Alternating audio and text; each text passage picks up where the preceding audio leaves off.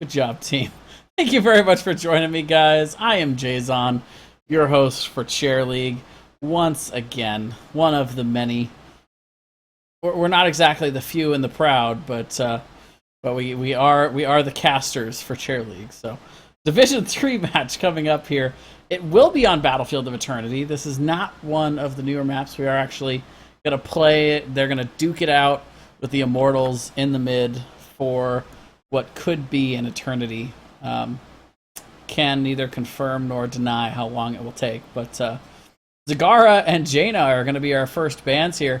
Interesting ban out on Jaina here from Randy's Courtyard. But we are going to see the Zagara ban coming out, which is kind of a classic. So the Jackson 5 get the esteemed pleasure of having whichever burst or specialists they want here. They are going to elect to go with Li Ming. Slight nerfs this week. I finally had an opportunity right before this match to go over some of the patch notes that were released this week, and one of the ones that really stood out to me, mostly because she's one of my favorite heroes, and I made sure to actually look at those patch notes. Li Ming's orb getting a little bit smaller this week, which is interesting. So slight nerf to her. Most of the basic kit is still obviously there and very strong. I still think she's probably the best burst damage dealer in the game. And we are going to see Thrall and Sylvanas coming out here from Randy's Courtyard. Definitely know what they wanted there. Thrall, pretty good on this map, just in general, at dealing damage to the Immortal. He's also got pretty decent poke potential. So if the opponent builds some sort of good, solid defensive team, Thrall can still get in there and get some slow but steady damage on those Immortals. Sylvanas, of course, always great on any map with a pushing map objective like the Immortal. So a solid pick there from Randy's Courtyard here early in this draft. Brightwing going to be picked up by the Jackson 5. One of, if not the best healers in the game right now. Not sure if I would label it the best on this map. One of the only 2-lane maps in the game currently that we see played. So not as much use out of global presence, but of course it's never a bad thing, and Brightwing's a good solid healer for big sustained fights, but doesn't really give a whole lot to the Immortal capture. But we'll see how it works out. Again, they may be looking to defend a little bit more here. Johanna, also a pretty foreshadowing pick there. They've got a pretty decent team so far for trying to set up defense on their own Immortal. Good sustain with Brightwing's heals, and a good solid tanky frontliner that can really disrupt an enemy team trying to take their Immortal down in health. So Li Ming also decent at being able to get in there and poke. If they can get the resets off, they can turn a fight and then turn on the enemy Immortal shortly after winning those team fights in the mid. So Randy's Courtyard now getting an opportunity for a second ban here. They could decide to apply the specialist chokehold here. No specialist just yet for the Jackson 5, but they're going to choose to go with a Kerrigan ban here. Not surprising. I do like the Kerrigan ban in general. Does fit well with what the Jackson 5 have, and one of the biggest counters in the game to Kerrigan, that Brightwing, has already been scooped up by the Jackson 5, so I could see Randy's Courtyard being a little bit concerned with the possible Kerrigan pickup. They already have Thrall, so they go ahead and decide to apply the Bruiser chokehold, which is really the only two things that the Jackson 5 really needed at this point. They could use a specialist, they could use a Bruiser. Morales is going to be the ban out here from the Jackson 5, so they are looking to win the sustained fights. That is what Morales does, is able to really turn those sustained fights in a good direction for herself and her team, obviously. So we'll have to see what Randy's Courtyard decides to go with here. It looks like in general they're setting up a little bit more of an aggressive stance to try and capture and push with the Immortals. That is what Sylvanas does. Maybe looking a little more offensively here, but these next three picks, still could go anywhere. Thrall and Sylvanas can fit into most comps. But Lunara, that is all about capturing immortals. Lunara, very, very strong in this map. The one small drawback is the damage over time effect that Lunara's damage takes. So it sometimes can take a little while for it to actually come into effect. Did also see a nerf a while back, about 50% lower damage on the PvE side, or I shouldn't say 50% lower, but went from a 200% damage buff at level 7 to 150%. So it was a fairly big nerf to her PvE, but she's still very good at it. That Nature's Calling at level 7, always really good on this map. But still definitely worth taking on this map, absolutely. And then, of course, Muradin is going to be their big tanky frontliner, so all they need is a healer. Be interesting to see what they decide to go with for that healer. Probably going to wait to see what the Jackson 5 pick up, and it's going to be a Gazlowe. Okay, we don't get to see a whole lot of Gazlowe in Share League, so this should be fun. The ability to set up, again, defensively on their own turf to be able to defend and fend off an enemy attacking, but they have plenty of poke here. Do Randy's Courtyard. Muradin also the ability to be able to get into a team fight, be impactful, and then dwarf toss away to start that passive healing process to be able to come back in relatively quickly. I feel like Randy's Courtyard has a decent team for dealing with a defensive immortal struggle, but we'll have to see. That is a dance that comes down to players' patience and will more than it does team comp, in my opinion. So Falstad will be the last pick, choosing to go without another, tanky frontliner other than Johanna, which again makes me think that they're going for more of a positional poke kind of comp. This also could be something that works well for attacking because they have a lot of actual poke damage, but that's only if you're assuming that your opponents are going defensive on Battlefield. It is going to be Malfurion, so we've seen a couple people prioritizing Malfurion recently. Did finally get a chance to look over the Malfurion changes. Not a whole lot of actual literal changes to his kit, but he did get a healing buff. They also reworked a little bit of how his heals work so that it's more based on the idea of long-term sustained heals on multiple targets. And so the way they made it for Malfurion now, which is kind of neat, is hitting the same target with your heal 2 times in a row doesn't really make much sense because those healing over time effects are so much longer now, and the cooldown is shorter. It does heal a little bit less, but with the cooldown being shorter, the mana being lower, and the heal over time being longer, it really makes sense. It's a nice kit for Malfurion to be able to find a niche in the metagame with sustained healing, and that is exactly what you want on Battlefield of Eternity. A lot of times in the mid, we see these long, drawn-out fights where you need a sustained healer. We see Brightwing on the other side, the ultimate sustained healer in the game, so it should be very interesting here. The Jackson 5 versus Randy's Courtyard 25 here in Division 3 Cheer League. Thank you very much for joining me, guys. It's going to be another fun one here.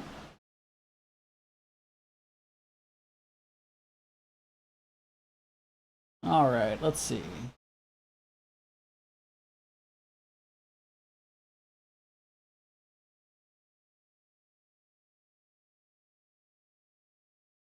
Huh. Yeah, you guys are right. The orb size is a little, it just works differently. I guess it's not so much a nerf; it's just a rework. You guys have a point there. I think you're correct that the higher skill cap players will actually see will actually not really feel any kind of real nerf out of that. But we are loading into Battlefield of Eternity here.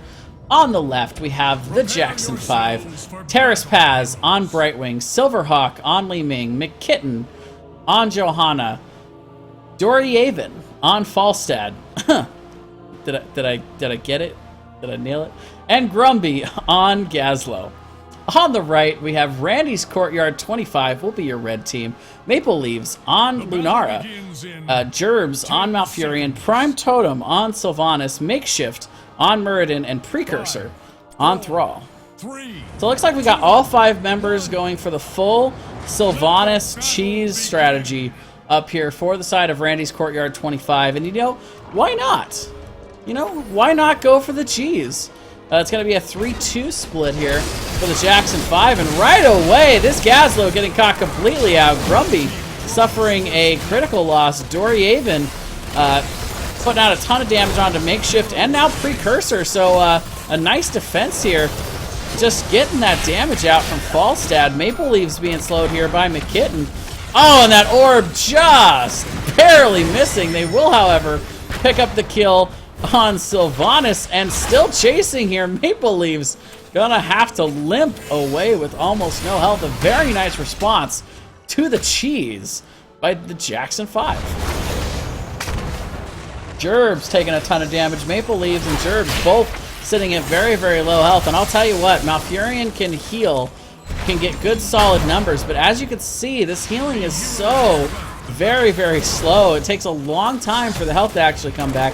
So you have to be fairly, it seems like you have to be pretty conservative until those heals really come into effect when you're playing with a Malfurion. It's really, it's a lot of sustained healing. So if you got a good team that's good at focusing, that's going to turn into an ugly situation. Silverhawk getting caught out here. Maple Leafs dealing a ton of poison damage. Silverhawk will be able to get out of that scenario, though. Doryaven getting very, very low. Also, and we will see Li Ming actually falling. Finally, just barely going down there. It looks like it might have been the possibly the Shadow Dagger spread, something. But Prime Totem and looks like we've got a literal Thrall here, as if we have a DC.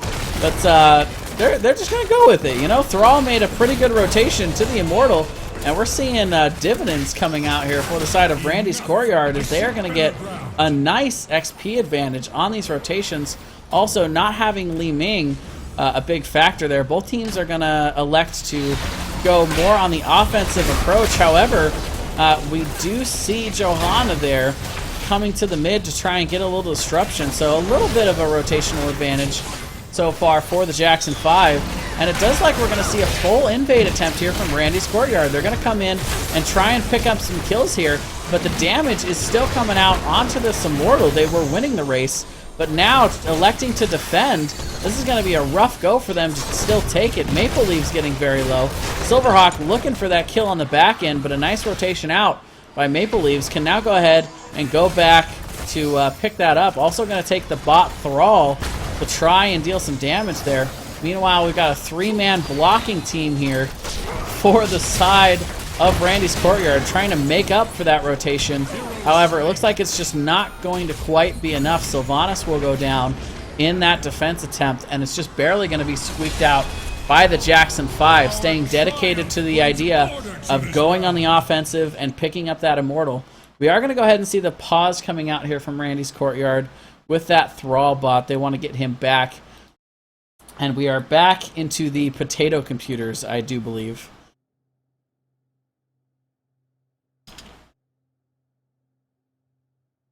Let's see if we can get over to all. All? Maybe we don't have it all. Yes, I'm experienced at observing, I swear.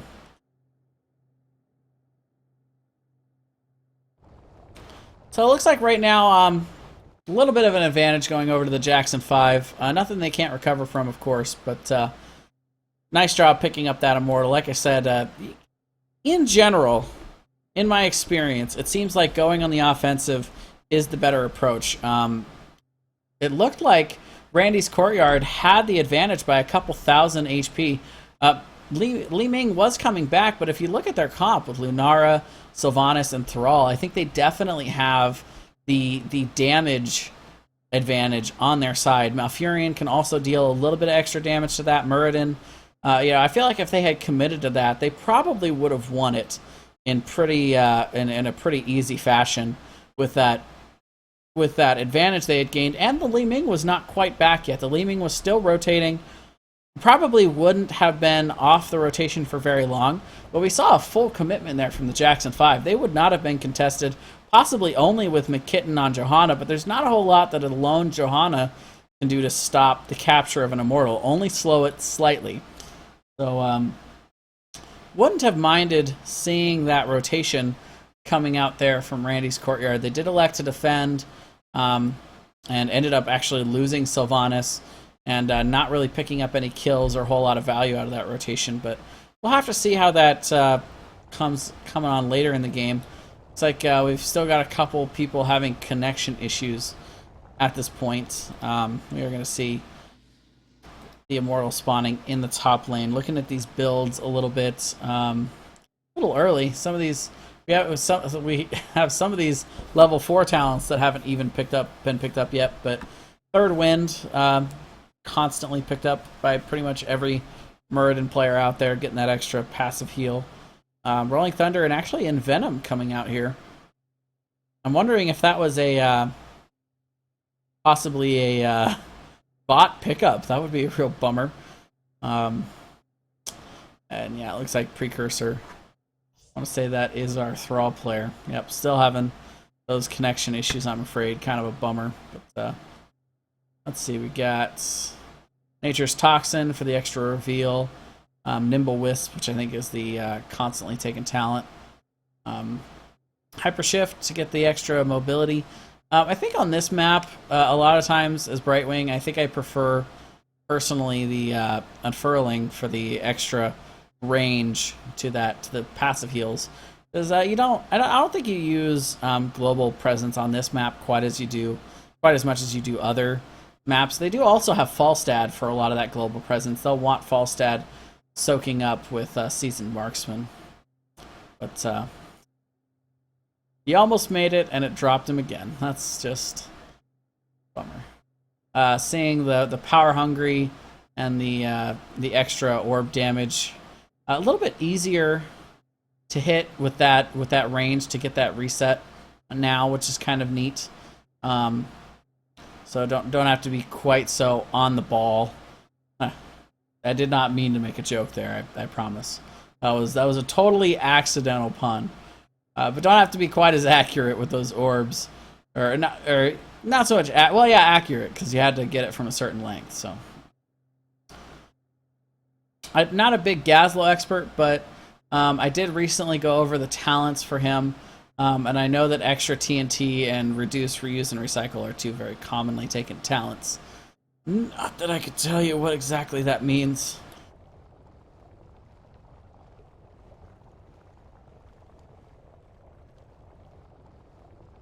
Let's see, we had pause. Welcome back, mortal. Alright, it looks like we got Welcome back, mortal. Precursor back in the game.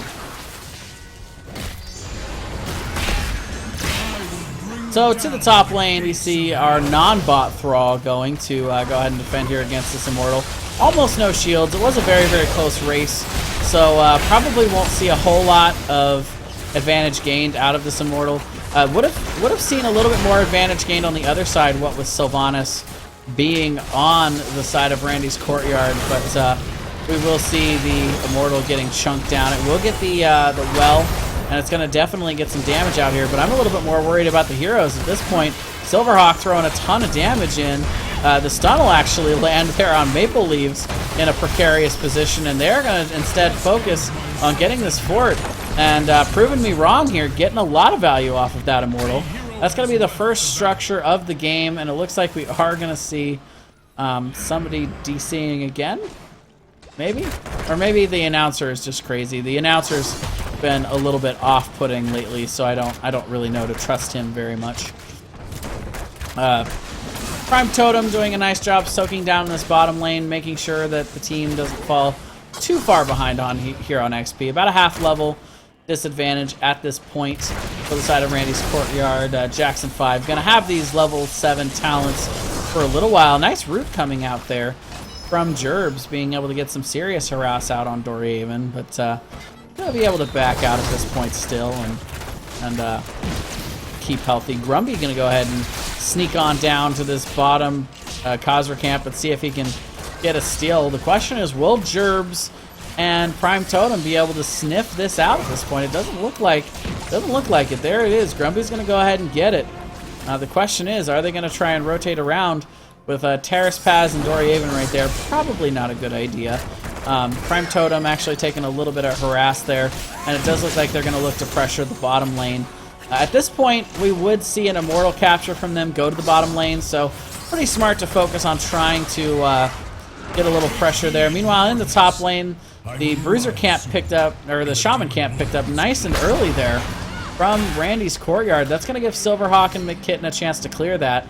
So it's not going to get a whole lot of value in the Immortal phases, and we will see the rotations coming from these teams. Gonna see the Immortal spawn on the opposite team's side, making it pretty easy for these teams to get damage out fairly safely on their own side of the map. However, we again see the full defensive rotation here from Randy's Courtyard. They have a strategy, and they are committing to it at this point. Precursor actually getting the kill up in the top, using that Envenom, choosing to go with whatever the game gave him, and taking full advantage of it. Very, very nicely done. But at some point, they're going to have to rotate. Well, actually, that's not true. They sent Maple Leaves back to do it. So Maple Leaf getting some slow but steady damage, but is definitely not keeping up with the poke damage that's coming out here from the side of the Jackson 5. Grumby getting caught out a little bit, but Makeshift not able to secure that kill. Meanwhile, we do see Precursor rotating to Silverhawk, is going to get that kill out on Li Ming with a little bit of help from Prime Totem. Nice rotations. These guys are definitely getting picks and harass out. And the Immortal battle is slowly evening out as Maple Leaves is basically just standing there right-clicking on this thing, more or less. And it actually, a little bit of an advantage goes over to Randy's Courtyard on that defensive strategy. A little bit surprising, but McKitten in a ton of trouble here. The stun's going to come out. We'll be able to secure that kill.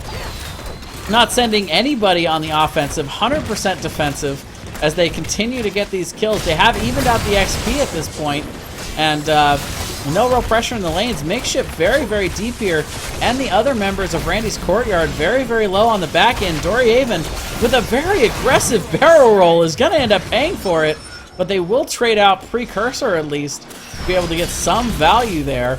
Meanwhile, we do see the sweep coming in, and Grumby, Terrace Paz, and Silverhawk going to just stay up on this one to get the damage out. They feel like they just want to get as much of the Immortal damage out as they can. This one is going to be won by Randy's Courtyard being able to get the favorable exchange in deep there.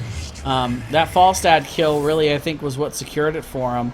They were also able to send a couple members to start on that. They had a little bit of an advantage already, but with pushing them in so far and getting those picks, all they had to do was just rotate down, and they had the advantage with the damage dealers down for the Jackson 5. They do also have level 10s. Leap picked up here by Lunara. Pretty interesting pickup, but not too crazy. We see a fairly even split on that heroic overall. Meanwhile, we do see a ton of damage coming out from the Seize potential here from Randy's Courtyard, but however, they are not able to really protect the Immortal at all. So it looks like this fort is going to be very, very close to actually living. It does look like the poison damage from Sylvanas and that Shadow Dagger will secure it. However, they are going to use the Wailing Arrow to be able to secure that kill on Johanna. Here comes the Gravo Bomb. Very nice Gravo Bomb. 3-man stun off of it. That is going to get the resets rolling for Terrace Paz, and that is going to turn into 2 kills. However, it is going to turn into a trade. Overall, going 3 for 2 in that exchange, but Thrall had died a little earlier. So these teams just go and add it. Very, very nice Gravo Bomb combo, though, to really set that up for the Jackson 5 to get a very favorable outcome in that exchange. And they are almost caught up in level at this point. They will be able to soak this bottom XP, and they should be nearly caught up on XP. So these teams very even. Top forts are gone. Bottom structures are still there. A little bit damaged on each side, but still standing at the very least. Both teams gonna almost in mirror rotate out a team to go get these shaman camps and just have a couple people soaking in each of the other lanes. Very, very even. 8 kills to 8 kills, 3 structures. What a match coming out from these two teams. Let's see where this goes. I do think that long-term, late game, Randy's Courtyard's comp does have a little bit of an advantage, but between Falstad and Li Ming, we're seeing the full orb build coming out here from Li Ming. So looking for that ranged poke damage and that burst damage to be able to blast through the slow but steady heals of Malfurion. We do also see Doryaven getting caught out here. They're going to burn the Sunder to take him down, but that's going to be an easy kill as Maple Leaf leaps right over to be able to secure that extra damage and the kill. The Immortals are spawning at this point, and there's going to be no Falstad for another 18 seconds to be able to rotate in to help with this. We're going to see a little bit of a poke from the Jackson 5, but Randy's Courtyard yet again going to rotate in for the denial. Gravel Bomb will come in and be able to hit Thrall, and that's going to confirm a kill. Onto Thrall. Falstad also going to be picked up, or I should say, Malfurion also going to be picked up there. I'm telling you what, man, the announcing thing, total tilt. Maple Leaf's in a ton of trouble here. Doryaven flying in with that. Oh man, Silverhawk also doing a lot of damage. The harass coming out here to Prime Totem. Gonna have to rotate out of here, but Doryaven not gonna make it easy.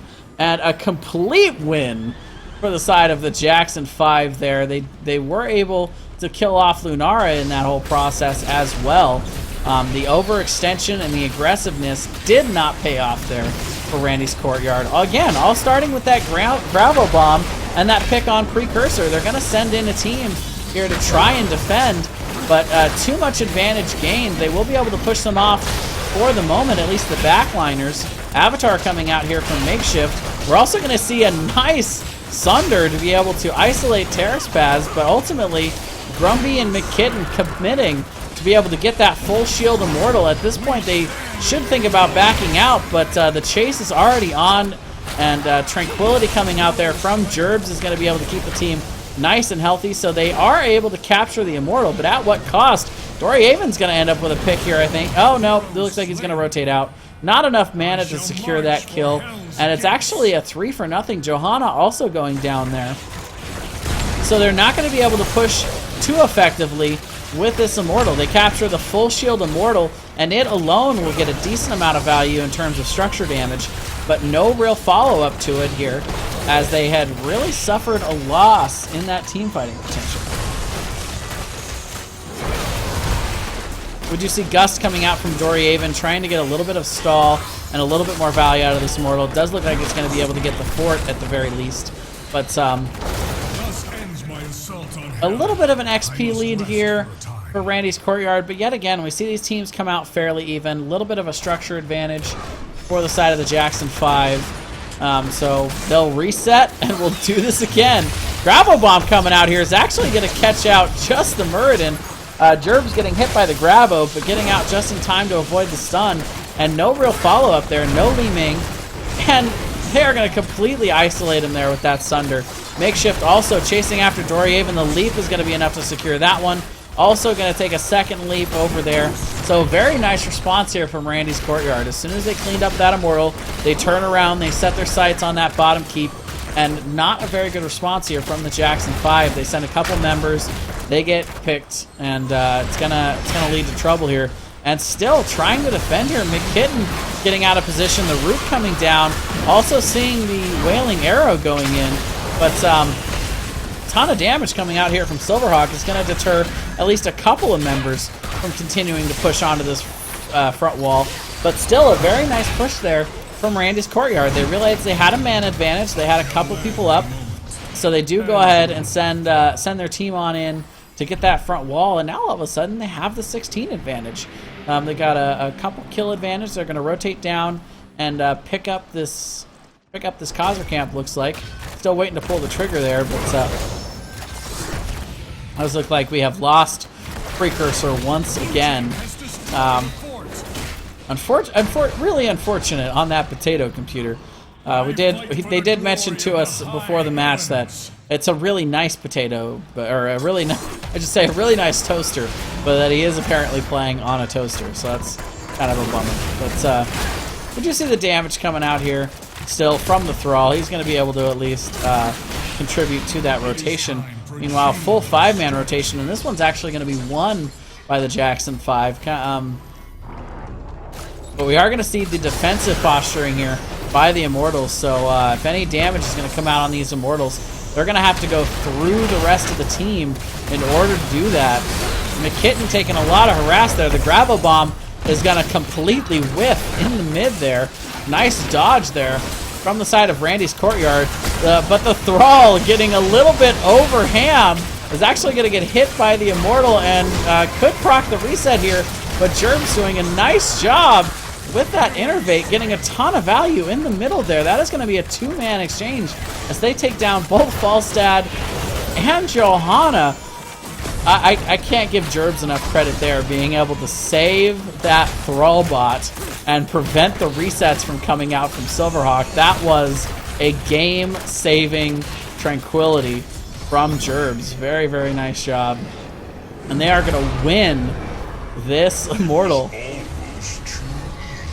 You know, bot Thrall. It's meta.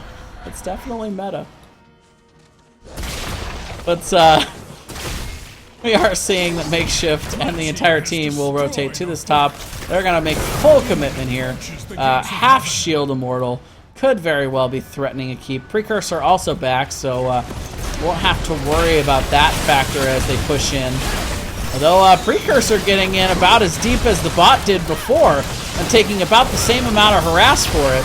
Also seeing McKitten get completely caught out and completely deleted off the map. Doryhaven doing what they can to try and gust away to stall here as they get some damage out on the Immortal, but the front wall is down, and here come Randy's Courtyard 25 as they are going to get the shutdown on that keep. The Immortal still at about half health is going to be able to take that down. Punisher, I should say.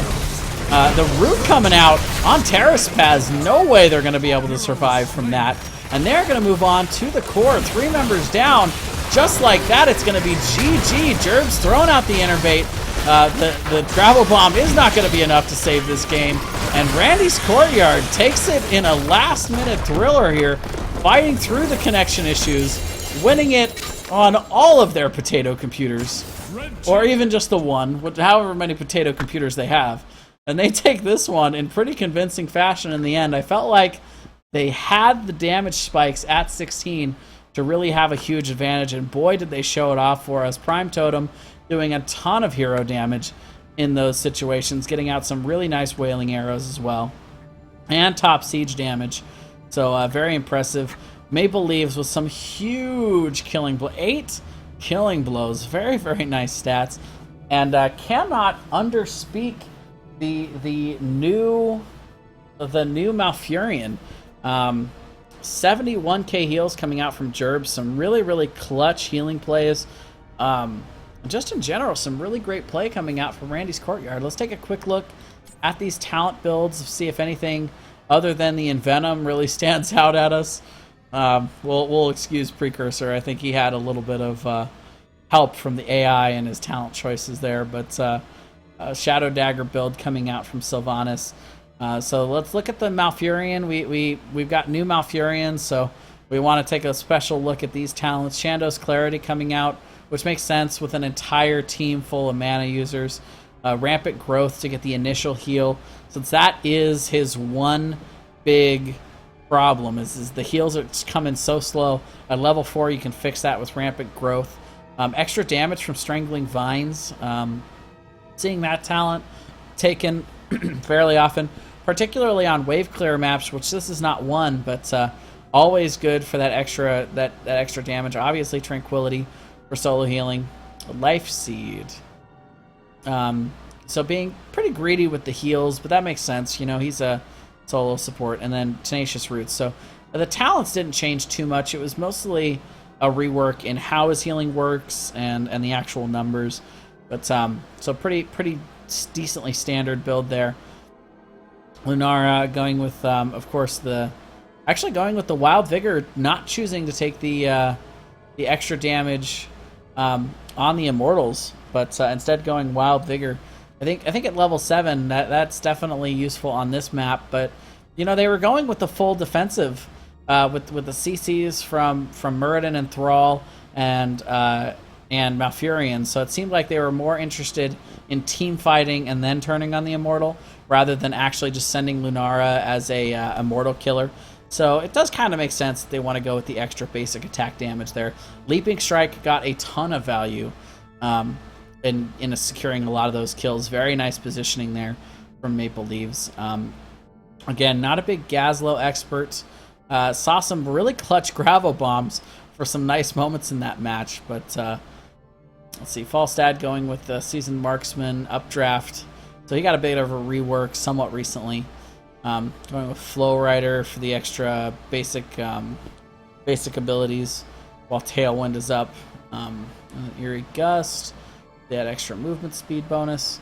So pretty standard stuff across the board. Full orb build coming out, and Terrace Paz going with the Critterize, which is interesting. When you got double frontline, oh, you don't have double frontline. Never mind. I take it all back. I'm a terrible caster. I don't know what I was thinking.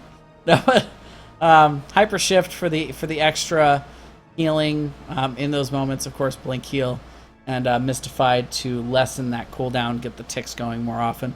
Not bad numbers certainly coming out from Brightwing, but we just saw a lot of really clutch plays and rotations, I think, from Randy's Courtyard when they started to get that momentum rolling and had that 16 advantage and pushed it to get that front wall, get even more experience. It's at one point they were up by, I think, 2 levels when they started that final push, and it really just steamrolled from there. So nice game coming out there from both teams, really nice moments. And congratulations to Randy's Courtyard for picking up the big win. And I will be back in just a little while, guys. I'm scheduled to go live in about 5 minutes for our next Pro Division match, where we will see Can't Wake Up versus the Lizard Wizards, and that should be starting up pretty soon here. If you guys like what you're seeing, go ahead and hit that follow button. It does help me quite a lot. And that is going to be it for me for this cast. So thank you very much, guys. I'll be right back with this Pro Division match, Can't Wake Up versus the Lizard Wizards.